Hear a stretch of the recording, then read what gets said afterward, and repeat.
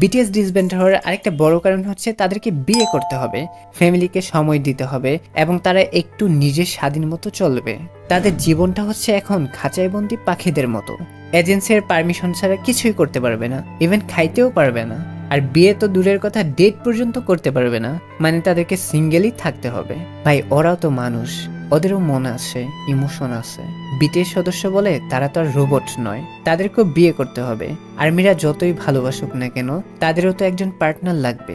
এই কথাটি শুনলে অনেকের কষ্ট হবে আমি জানি, অনেকে এটি মানতে চাইবে না, তবে বাস্তবতা তো এটাই। কিভাবে তারা ভালো থাকবে সেটা তো তারা নিজেরাই ভালো জানে। আমাদের খারাপ লাগলেও এই ব্যাপারে বাজে মন্তব্য করা ঠিক নয়, কারণ তাদের ফ্রিডম রয়েছে।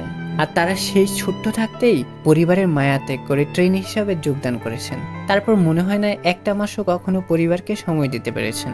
তোমার সাথেও যদি এরকম হয় তাহলে নিশ্চয়ই তোমাদের অনেক খারাপ লাগবে, তেমনি তাদেরও খারাপ লাগে। কেউ ইচ্ছে করে কখনো মা বাবা এবং পরিবারকে ছেড়ে থাকতে চায় না। So as a BTS fan হিসাবে আমাদের উচিত তাদেরকে সাপোর্ট করা, তাদের সিদ্ধান্তকে সম্মান করা এবং তাদের সুস্থতা কামনা করা।